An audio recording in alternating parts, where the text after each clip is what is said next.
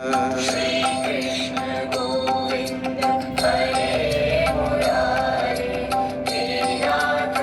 भगवते वासुदेवाय। ओम नमः शिवाय। ओम हिरण्यगर्भाय नमः। श्री ब्रह्मा पुराण की महिमा तथा ग्रंथ का उपसंहार। लोमहर्षण जी कहते हैं, द्विजवरों, इस प्रकार पूर्व काल में महर्षि व्यास ने सारभूत निर्दोष वचनों द्वारा मधुर वाणी में मुनियों को यह पुराण सुनाया था। इसमें अनेक शास्त्रों के शुद्ध एवं निर्मल सिद्धांतों का समावेश है। यह सहज, शुद्ध है और अच्छे शब्दों के प्रयोग से सुशोभित होता है। इसमें यथा स्थान, पूर्व पक्ष और सिद्धांत का प्रतिपादन किया गया है। इस पुराण को न्याय अनुकूल रीति से सुनाकर परम बुद्धिमान वेद व्यास जी मौन हो गए। वह श्रेष्ठ मुनि भी संपूर्ण मनोवांछित फलों को देने वाले तथा वेदों के तुल्य माननीय इस आदि ब्रह्मा पुराण को सुनकर बहुत प्रसन्न और विस्मित हुए। उन्होंने मुनिवर श्री कृष्ण द्वैपायन व्यास जी की बारंबार प्रशंसा की। मुनि बोले, मुनि श्रेष्ठ, आपने हमें वेदों के तुल्य प्रामाणिक तथा संपूर्ण अभीष्ट फलों को देने वाला सर्व पापहारी श्रेष्ठ पुराण सुनाया है। यह कितने हर्ष की बात है। हमने भी इस विचित्र पदों वाले पुराण का अक्षर अक्षर सुना है। प्रभु, तीनों लोकों में ऐसी कोई वस्तु नहीं है जो आपको विदित न हो। महाभाग, आप देवताओं में बृहस्पति की भांति सर्वज्ञ हैं, महाप्राज्ञ और ब्रह्मनिष्ठ हैं। महामते, हम आपको नमस्कार करते हैं। आपने महाभारत में संपूर्ण वेदों के अर्थ प्रकट किए हैं। महामुनि, आपके संपूर्ण गुणों का वर्णन करने में कौन समर्थ है। जिन्होंने छहों अंगों सहित चारों वेदों तथा संपूर्ण व्याकरणों को पढ़कर महाभारत शास्त्र की रचना की, उन ज्ञानात्मा भगवान वेद व्यास को नमस्कार है। प्रफुल्ल कमल दल के समान बड़े बड़े नेत्रों तथा विशाल बुद्धि वाले व्यास जी, आपको नमस्कार है। आपने जगत को प्रकाश देने के लिए महाभारत रूपी तेल से भरे हुए ज्ञान रूपी दीपक को जलाया है। यूं कहकर उन महर्षियों ने व्यास जी का पूजन किया। फिर व्यास जी ने भी उन सबका सम्मान किया। तत्पश्चात वे कृतार्थ होकर जैसे आए थे उसी प्रकार अपने आश्रम को लौट गए। मुनिवरों, आपने हमसे जिस प्रकार प्रश्न किया था उसके अनुसार हमने भी सब पापों का नाश करने वाले परम पुण्यमय इस सनातन पुराण का वर्णन किया। श्री व्यास जी की कृपा से ही मैंने यह सब कुछ आप लोगों को सुनाया है। गृहस्थ, सन्यासी और ब्रह्मचारी सबको इस पुराण का श्रवण करना चाहिए। यह मनुष्यों को धन और सुख देने वाला, परम पवित्र एवं पापों को दूर करने वाला है। परम कल्याण की अभिलाषा रखने वाले ब्राह्मण परायण ब्राह्मण आदि को संयम और प्रयत्न पूर्वक यह पुराण सुनना चाहिए। इसको सुनने से ब्राह्मण विद्या, क्षत्रिय संग्राम में विजय, वैश्य अच्छे धन और शूद्र सुख पाता है। पुरुष पवित्र होकर जिस जिस काम्य वस्तु का चिंतन करते हुए इस पुराण का श्रवण करता है उसको निश्चय ही प्राप्त कर लेता है। यह ब्रह्मा पुराण भगवान विष्णु से संबंध रखने वाला है। इससे सब पापों का नाश हो जाता है। यह सब शास्त्रों से विशिष्ट और समस्त पुरुषार्थों का साधक है। यह जो मैंने आप लोगों को वेद तुल्य पुराण का श्रवण कराया है, इसको सुनने से सब प्रकार के दोषों से प्राप्त होने वाली पाप राशि का नाश हो जाता है।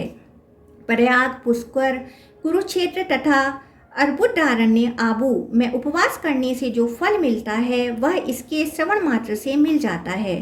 1 वर्ष तक अग्नि में हवन करने से पुरुष को जो महापुण्यमय फल प्राप्त होता है वह इसे एक बार सुनने से ही मिल जाता है।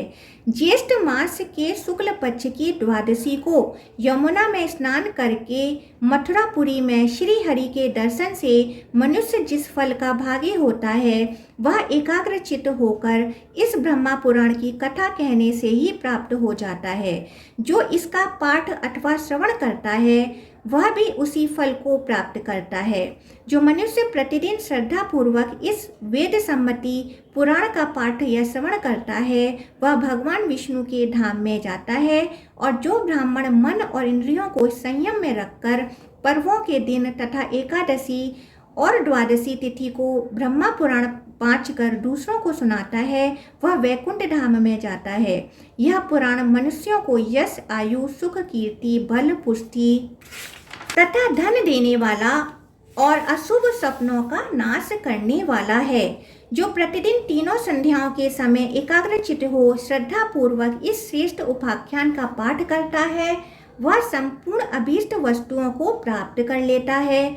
इसको पढ़ने और सुनने से रोगातुर मनुष्य रोग से, बंधन में पड़ा हुआ पुरुष बंधन से, भय से डरा हुआ मानव भय से तथा आपत्तिग्रस्त पुरुष आपत्ति से छूट जाता है। इतना ही नहीं, इसके पाठ और श्रवण से पूर्व जन्मों के स्मरण की शक्ति, विद्या, पुत्र, धारणावती बुद्धि, पशु, धैर्य, धर्म, अर्थ, काम और मोक्ष को भी मनुष्य प्राप्त कर लेता है। जिन जिन कामनाओं को मन में लेकर मनुष्य संयम चित्त से इस पुराण का पाठ करता है उन सब की उसे प्राप्ति हो जाती है। इसमें तनिक भी संदेह नहीं है। जो मनुष्य एकमात्र भगवान की भक्ति में चित्त लगाकर पवित्र हो अभीष्ट वर देने वाले लोक गुरु भगवान विष्णु को प्रणाम करके स्वर्ग और मोक्ष प्रदान करने वाले इस पुराण का निरंतर श्रवण करता है उसके सारे पाप छूट जाते हैं। वह इस लोक में उत्तम सुख भोग कर स्वर्ग में भी दिव्य सुख का अनुभव करता है। तत्पश्चात प्राकृत गुणों से मुक्त हो भगवान विष्णु के निर्मल पद को प्राप्त होता है। इसलिए एकमात्र मुक्ति मार्ग की इच्छा रखने वाले स्वधर्म परायण श्रेष्ठ ब्राह्मणों को मन और इंद्रियों को वश में रखने वाले कल्याणकामी उत्तम क्षत्रियों को, विशुद्ध कुल में उत्पन्न वैश्यों को तथा धर्मनिष्ठ शूद्रों को भी प्रतिदिन इस पुराण का श्रवण करना चाहिए। यह बहुत ही उत्तम अनेक फलों से युक्त तथा धर्म, अर्थ एवं मोक्ष प्रदान करने वाला है। आप सब लोग श्रेष्ठ पुरुष हैं अतः आपकी बुद्धि निरंतर धर्म में लगी रहे। एकमात्र धर्म ही परलोक में गए हुए प्राणी के लिए बंधु की भांति सहायक है। धन और स्त्री आदि भोगों का चतुर से चतुर मनुष्य भी क्यों न सेवन करे, उन पर न तो कभी भरोसा किया जा सकता है और न वे सदा स्थिर ही रहते हैं। मनुष्य धर्म से ही राज्य प्राप्त करता है, धर्म से ही वह स्वर्ग में जाता है तथा धर्म से ही मानव आयु, कीर्ति, तपस्या एवं धर्म का उपार्जन करता है और धर्म से ही उसे मोक्ष की प्राप्ति होती है। इस लोक में तथा परलोक में भी धर्म ही मनुष्य के लिए माता पिता और सखा है।